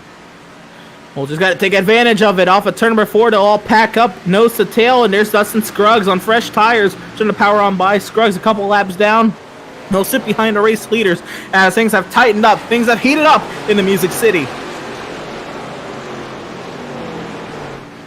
Yeah, the Music City 135 is getting really exciting right now as we see a battle for the lead and Dustin Scruggs trying to go around, but James Holzer again has to pressure Landon Lacy every single way. He might apply the pressure here. Can he get to the inside? He's going to peak, but he's not going to be able to get it at the line. How hard is Landon Lacy going to defend a teammate in what basically is an exhibition race for these two? This will be very intriguing to watch as they power to the inside of a lap vehicle there. That's the 23 there of Daniel Keefe. They work their way to the inside of Lacy. Clears. Holzer's not clear yet. He'll go have side by side down the backstretch, but he'll have a compromised entry into turn 3. Dustin Scruggs still trying to find a way past the 2 leaders. Yeah, Dustin Scruggs trying to get his way around. He hasn't been able to. He's gonna push Holzer maybe just a little bit, but Holzer losing the gap a little bit. It's 0.2 of a second. Holzer, that lap car of Daniel Keefe Jr. definitely didn't help James Holzer there. Absolutely compromising his line into turn 3. Holzer will clear up back in front of Scruggs, but Scruggs is probably what's going to potentially impede Holzer's shot at winning this race. The Music City 135 now into the final stages, 24 laps to go. James Holzer, he's got to make a move before the tires fall off. He's got to put himself in there. I think Domain is pitting the way he's dropping down the running order. Actually, that might be just the time in scoring having its moment. But still, watching these top 2, this is the closest battle on the racetrack, as it should be. And Joshua Siegfried's in the pit lane. Yeah, Joshua Siegfried pitting early there, and he's trying to get anything he can out of those tires, maybe get some new tires, and it looks like we still have that battle. 0.2 of a second. It's getting a little darker, which may help these drivers in their speed a little bit, but these guys are battling at will right now. Teammates, especially. The track temp just dropped down to 93 degrees Fahrenheit, a fairly cool track when it comes to hot race conditions. Landon Lacy again leading James Holzer, and they're now working with a little bit more grip coming out of the racetrack, with a little bit less grip coming out of the tires. This is all just more to keep in mind as they continue to work on. The overcast on the racetrack is music to these drivers' ears. Yes, the pun was intended as we're in the Music City. Landon Lacy trying to hold on to that 24 now. Maybe there is a little bit of right side wear on Landon Lacy's car. It doesn't look as happy as he wants it to be. He doesn't look as planted in these corners as he'd like to be. But maybe this is just the age of the tires. Here comes Dustin Scruggs. Yeah, James Holzer let Dustin Scruggs by there. We'll have to see if Landon Lacy does the same. Or maybe Landon Lacy blocks Scruggs to keep a lap car in between those two. We have both tank drivers. As we see Vincent Cortez slide through the box a little bit, that's not going to help him, as we saw both tank drivers pitting. And now we see Dustin Scruggs try to get by Landon Lacy in the line. So this has to mean that these drivers cannot make it on fuel. These drivers, maybe helped by the help of the two cautions early in this race, are able to make it to that halfway mark, but to not much more longer, Landon Lacy and James Holzer may have to seek pit road here in the time being, and this Holzer maybe try to short pit Lacy as Lacy did the Holzer earlier. Here comes Lacy. James Holzer is going to stay out, and that might be the race-winning move. We'll have to see down the pit lane. Don't speed. James Holzer leads. Holzer leads right now. We'll have to see. Again, like you said, this might be the race-winning move, but again, you never know. There could be one of those magic yellow thingies that come out at some point. The other thing to consider is everybody who short-pitted the leaders. This is huge development, and again, this is what we get. We don't really know Nashville. We're learning as y'all are watching. We're learning what these drivers can do on fuel. James Holzer's coming in as well. I don't think any of these drivers could ever thought, oh, sliding! That's going to hurt him on time. Did he make it down to pit road speed is the next question. James Holzer leads, and here comes Adrian Schumacher to stay out and take a lap lead. Yeah, Adrian Schumacher wants that bonus point, and we know from other series what he's about. He likes to take strategy out as long as he can. With 18 laps to go, we have to see if maybe Schumacher tries and does something, stays out, and hope one of those magic yellow thingies, of course, a full course caution comes out. Some of the earliest drivers to pit was Tristan Bailey and Dylan Patterson and Zane Houseman. Those drivers, they could be looking at massive improvements up the running order. Tristan Bailey, here comes Adrian Schumacher to the pit lane. This is going to cycle lead to Tristan Bailey. Yeah, Tristan Bailey I believe, already pitted, so this might help out Bailey a little bit. He pitted on lap 58, so he's going to have to come in here soon. We'll have to see what this does for Tristan Bailey. Well, we don't know. Maybe he's clutching a coast, and maybe it's possible, but he's going to try a Tristan Bailey for Smith Road Racing. Honestly, they need a lot of help to their name if they're going to put themselves into a fighting shot up in the middle of the team standings. What would a win do to the team's morale? Is Aaron Gerwitz up behind as well, trying to make something happen for Rev? Yeah, and Aaron Gerwitz hasn't had a great season so far in second as he goes down pit road. He was not able to make it on fuel any longer. Aaron Gerwitz down pit road. That puts Patterson up to second, Bain to third, De La Rosa to fourth, and Houseman up to fifth. It'll be interesting to see, can these drivers clutch and coast to the end? Is that even in the realm of possibility? Are they just going? Are they hoping for a late race yellow? We'll have to see. But all that does, this also inputs Rhett Tucker back into the mix, because we thought everybody could make it on a one-stop. That has since changed as we're learning, and the sun has come back out, which is another thing to add. But Rhett Tucker now, with that massive short pit, does he have something for Lacy and Tucker, or for Lacy and Holzer? We'll have to see where they all cycle out. Yeah, and Landon Lacy right now leading everyone that has pitted, so this isn't going to help James Holzer, especially with Holzer sliding through the box. Definitely didn't help out Holzer there, but Landon Lacy leads these guys that pitted. So no, this will not help Rhett Tucker. Rhett Tucker too far gone to make a move to win this race, but still some decent positioning for Rhett Tucker up for grabs as well. Want to, I guess, acknowledge that Zachary Taylor and Josh Witt have both disconnected from the session. I'd imagine somewhere in this round of pit stops, potentially speeding penalties, potentially damage. Not quite sure, but they have left the session. Zach Deutscher, the last car running in 34th, 7 laps down. Here's Landon Lacy, potentially could cycle out to the race lead and a potential race win if everybody else has to pit. Yeah, and you know what that does for the Next Level Racing Xfinity team? Not much.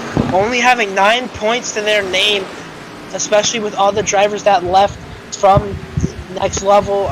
There's not much points to their name, and with Zachary Taylor being out, it doesn't help whatsoever. Right, I thought you were going to mention maybe these guys could scoring points. They cannot score points for their Xfinity Series team. They're Cup drivers, and that will not be happening. Tristan Bailey still leads now, 2.5 seconds and gaining over Dylan Patterson. Tristan Bailey, 13 laps to go.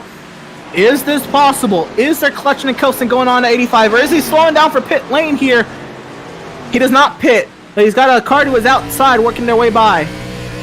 Yeah, I believe that was the 19 of Corey Sauce here, but Tristan Bailey is probably not going to go all the way, but he can sure try.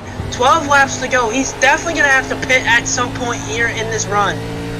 It doesn't look like he's clutching or shutting the car off, but it does look like he's maybe giving it 3/4 throttle at max or on these straightaways. Look at that tachometer work, and when I look back at him work his way through 3 and 4, he's trying to make it on fuel. Is it close enough for him to just coast?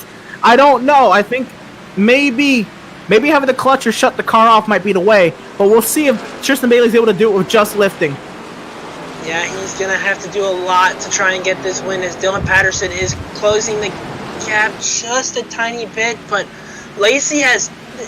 Tristan Bailey is 10 seconds away from Lacy, so Lacy has a lot of ground to work if Bailey doesn't pit with 11 laps to go. Well, you got to imagine Lacy's on fresh tires as well. He can make it on fuel. There's no lifting or coasting in that 24 car. Landon Lacy might just win this race by overtaking Tristan Bailey on the track, even if Bailey stays out, just because that's how fast they're going. If they're catching over a second a lap, honestly, you could be catching less than a second a lap and still have a chance to get Tristan Bailey. How about this? This is the comparison, the gap that Landon Lacy has closed on Tristan Bailey since lap 91. Over the past 5 laps, this has been well over a second. With well over 7 seconds left in the race, 7 laps left in the race. I'm sorry, he's 7.5 seconds behind Lacy is, so Bailey 9 laps left in the race. This is very doable, but will that advantage stay? We'll watch her Lacy across the line to see what this advantage is on lap 96. Yeah, Landon Lacy definitely trying to close the gap little by little, but he's got 9 laps to get that gap, and it's going to be a lot for Landon Lacy to do, as we see 6 seconds behind Tristan Bailey right now with 9 laps to go. He might just be able to do it. Landon Lacy up to 4th as they look their way forward to Jordan Bain, Dylan Patterson, and Tristan Bailey, the leaders of this race, trying to make it to the end. It might not even matter for a race win, but imagine the results it'd be for Bailey, Patterson, and Bain if they can make it to the end. Yeah, it would be a lot, but you know what? These guys are trying to get there presumably fast. In 5 seconds now, the gap. That gap is going to close a big time here, and what to see Tristan Bailey getting passed by Aaron Gerwitz there, and Ryan Phillips trying to get around him as well. And Tristan Bailey's not being helped by this lap traffic either. That's going to, obviously put him offline as well, not the optimal way. If you're coasting around this track, you got to be on the shortest way around the track. There's just no other way to do it. Now, 7 laps to go. The gap less than 5 seconds. Dylan Patterson now under attack from Landon Lacy. They're going at it for second. Tristan Bailey still trying to hold on to this car, keep this car running by all means. He's got 4.5 seconds to his name, and here we go. This is Lacy on Patterson. Almost 3 wide there for that position, as we see Landon Lacy get to Dylan Patterson. Can he clear him through turn 1? And it looks like Jason Holzer's going to get to Patterson as well. You also got to think, if they can get to Tristan Bailey, this is a battle for the win. Can James Holzer maybe make this pass on Landon Lacy? When does he do it? Does he try to battle Lacy before they get to Bailey? Or does he wait? But if he waits, does he wait too long? I mean, who knows? Yeah, it's going to be interesting. They have 3 seconds to Tristan Bailey with 5 laps to go here at Nashville SuperSpeedway. It's going to be close to the end. The chase is on for the Cup Series drivers to chase down Tristan Bailey. Landon Lacy, James Holzer, 3 seconds back. 4.5 laps to go. Lap traffic all over the racetrack. Looks like Holzer's in for the long haul. He's going to follow Landon Lacy up there.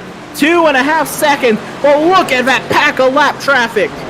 Yeah, lap traffic isn't going to help these drivers. A couple lap cars up there. It's going to be Interesting to see where these drivers can get by that lap traffic with 4 laps to go at Nashville. Can Landon Lacy and James Holzer get around these lap cars and get to Tristan Bailey? Who knows? And remember, the advantage that Landon Lacy and James Holzer hold, that has gone away a little bit. It's faded a little bit because of, when you run laps on the tires, they're not new anymore. This is them, trying to fight against potentially wearing tires, and again, better tires than Tristan Bailey, but still, Tristan Bailey now 1.5 seconds the advantage, 3 laps to go. Can he do it?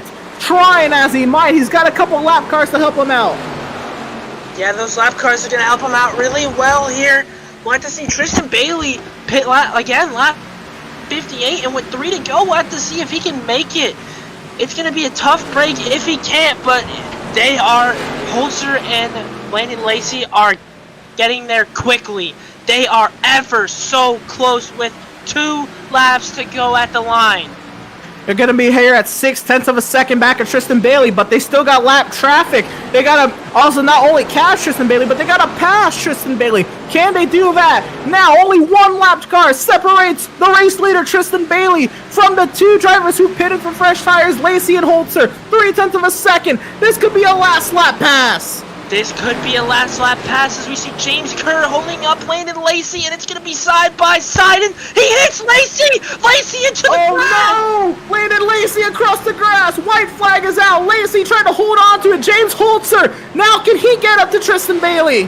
It's going to be a pass. Can he get around Tristan Bailey? He's going to push him through the corner. Will he be able to do it? He's going to try and make it to the outside. The outside isn't going to be the preferred lane on the pass, side by side down the back stretch.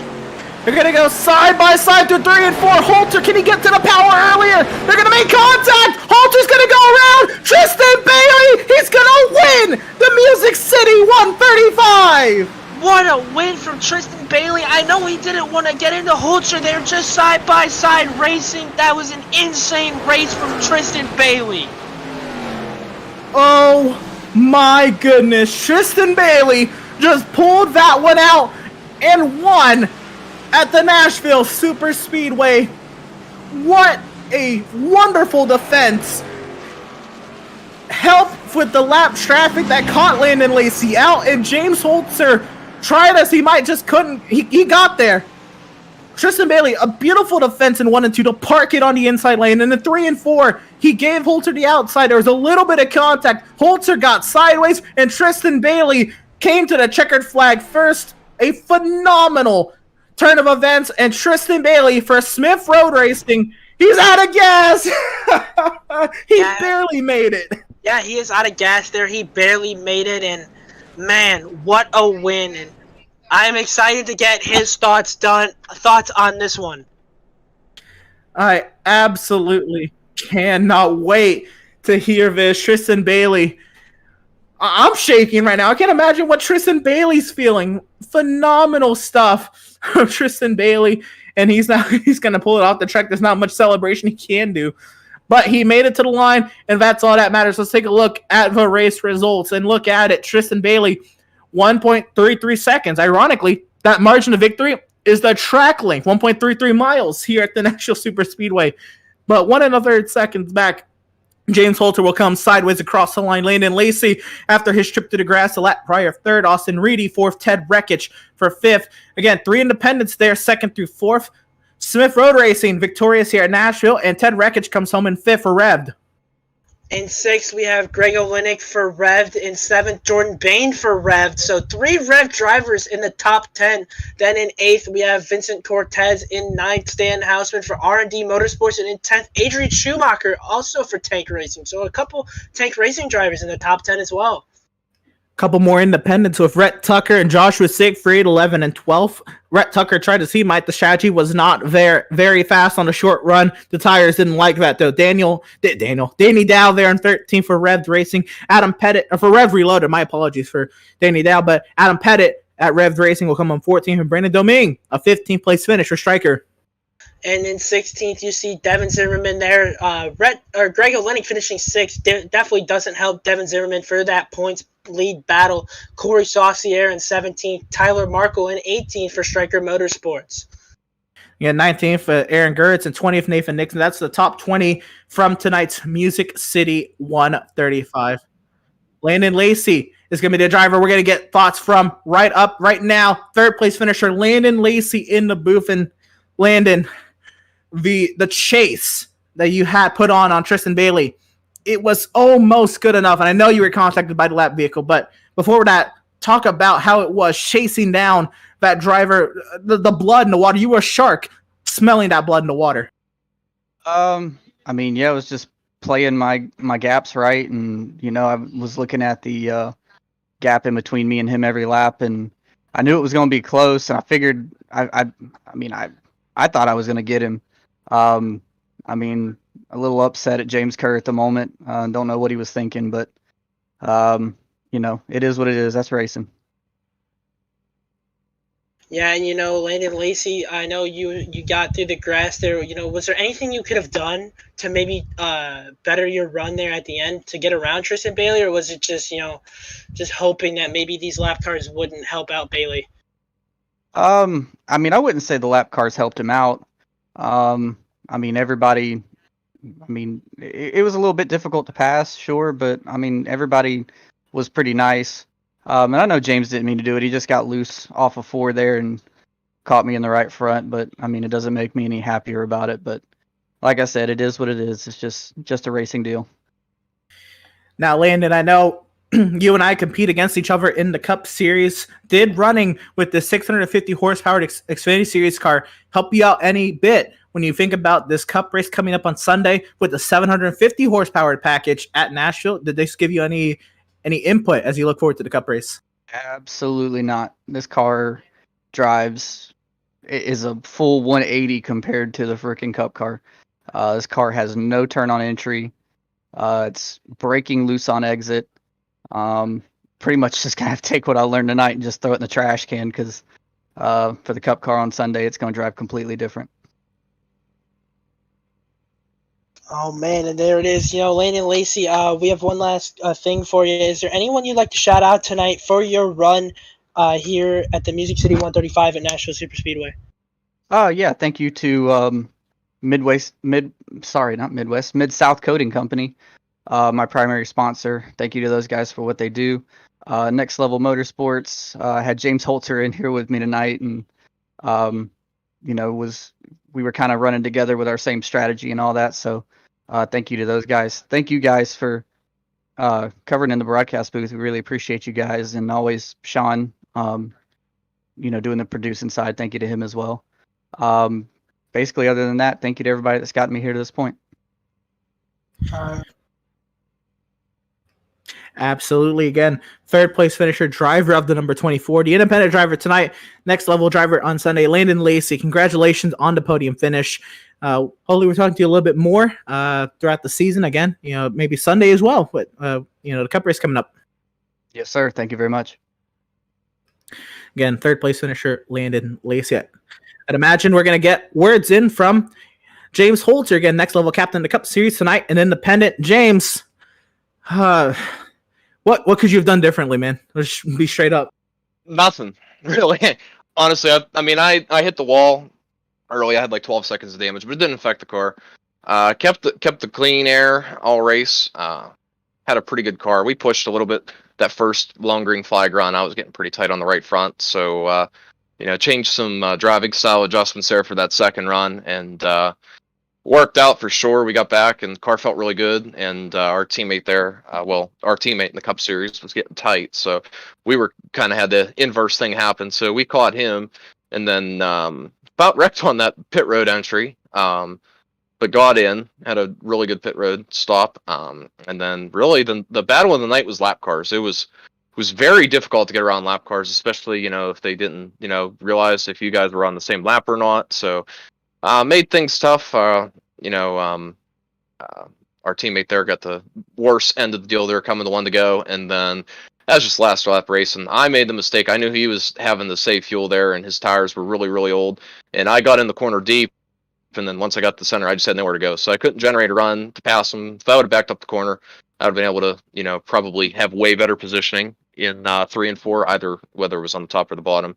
Felt like I gave him enough room there watching back. I think we did. I think we just made contact, and then at the point where I was completely sideways, I just turned right so I didn't wipe him out at that point because I don't want the whole field to stack up.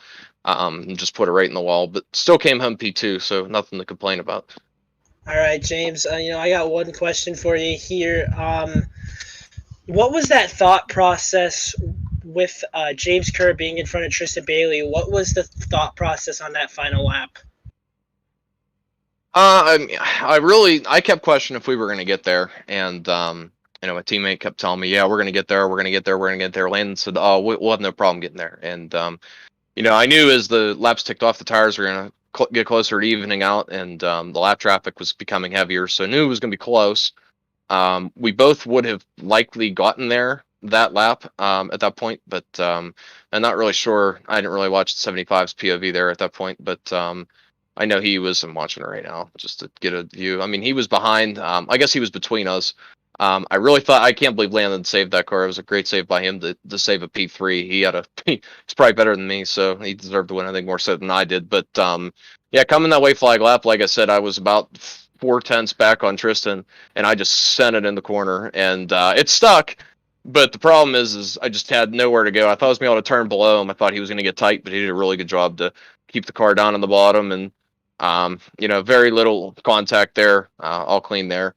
I knew he was going to block the bottom there, so I wasn't even going to try to go there. I knew I would get a really bad entry to the corner, and then he'd walk away with it on the exit. So just went to the outside here and really backed up the corner just so I could get a good exit. Knew his tires were older, and I think he just saw me starting to nose ahead, and he throttled up just a touch early. And this track really hurts you if you throttle up early, especially short run, long run, wherever. Just with the tire wear, with the balance of the car.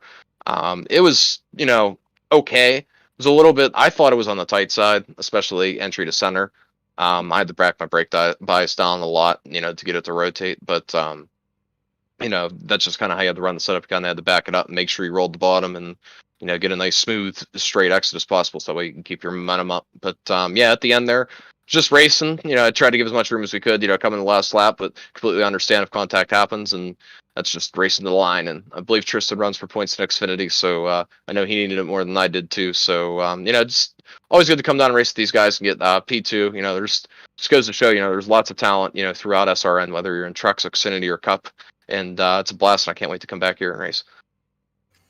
Absolutely, James.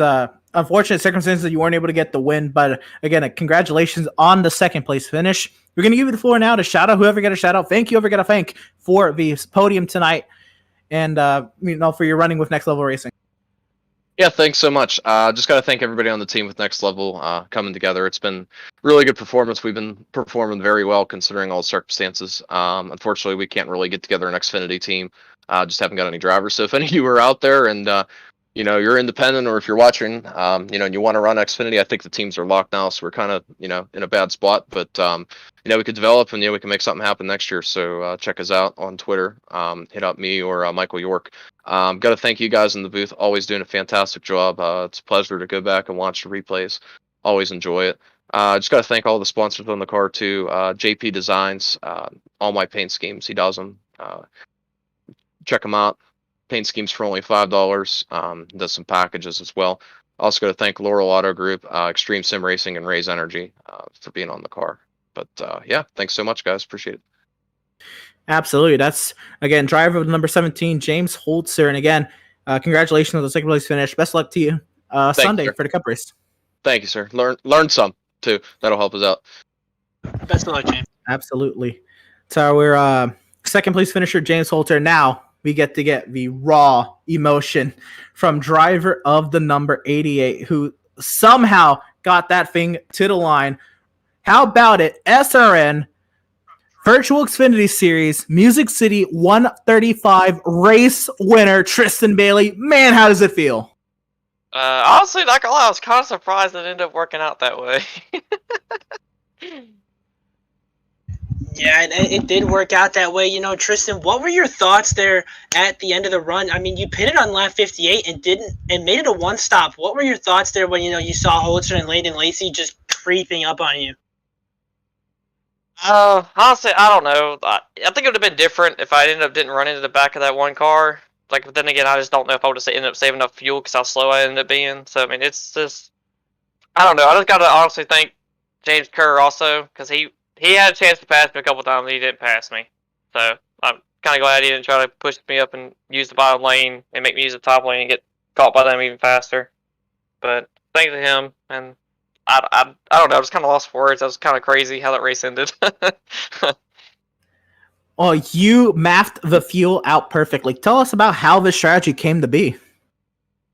Well, we had to pit under that second caution because I accidentally got in the back of somebody when they tried getting in line. So I went and pitted, and my buddy Reedy, I don't know what he uses, K-apps or some stuff like that for fuel mileage. And it said he was so much short for one stop, and I looked how much I had. I was like, I can make this work. So I stretched out almost as far as I could all the way, and then I think I needed to save like 1.2 gallons to make it all the way on the end. So I was kind of started lifting a little earlier, using less brake, just letting it roll, not to get back in the gas all the way. Yeah, and now that we got through those questions, Tristan Bailey, is there anyone you'd like to shout out tonight for your victory here at the Music City 135 at Nashville Superspeedway? Shout out to more than KP Sports. He's a non-profit organization for little kids who have cancer, pancreatic cancer, and stuff like that. He's been kind of sponsoring me on different races and all different series. And I mean, I do it for free though. Everything goes to him because it's helping kids. You gotta try to do that the best you can. Because I mean, they stuck in the hospital because of the cancer. But gotta thank honestly Reedy for coming in tonight, actually running tonight and helping me during practice before the race. And then Benson, that's in the Cup Series, he spotted for me tonight, so that helped also. And just y'all, it was a fun night. Absolutely, Tristan. Again, I'm sure this is gonna last a little bit. Being a Speed Racing Network Virtual Xfinity Series race winner, congratulations on getting it done. You and Smith Road Racing deserve this victory. Congratulations. Go celebrate hard, buddy. Thank you. Again, race winner Tristan Bailey barely squeaked it out on fuel, Jacob, and just a phenomenal race here at Nashville. And we get to do it all again Thursday night. Yeah, Thursday night we get to see the Speed Racing Network Xfinity Series week number 7, the Rich Get Richer 150 at Richmond Raceway. Man, what a name that is for this race. And Richmond Raceway, it's going to be a nice little short track. Might see some tempers flare as the short tracks seem to bring. That'll be Thursday, August 26th at 8:30 p.m. Central Standard Time. And then coming up on Sunday, you can see myself compete in this race, but this Sunday night, the Music City 175 from the Nashville Superspeedway, Sunday, August 22nd, 8 p.m. Central Standard Time. It's going to be a blast. I cannot wait to get behind the wheel of one of these Cup cars. I absolutely love the 750 horsepower package for these Cup cars, and we get to drive them on an oval. I'm so stoked for it. Yeah, and Emerson, we'll be competing. So if anyone out in the chat is watching, make sure you go root for our boy in the number 57 car this Sunday at Nashville Superspeedway. We'll have to see how he gets his run in Sunday night. Absolutely. I appreciate that, Jacob. And of course, that's going to do it for us this evening. Again, close to 10 p.m. here in the Central Time Zone, 11 p.m. Eastern Time, getting pretty late. So all I have to say is thank you, every single one of you, for tuning in and joining us for tonight's action. We hope you enjoyed tonight's broadcast. From Jacob Szala, my color commentator, and myself, Emerson Ardon. Thank you all for watching. Y'all have a blessed night. Y'all stay cool in this very hot summer. Y'all stay safe and go faster.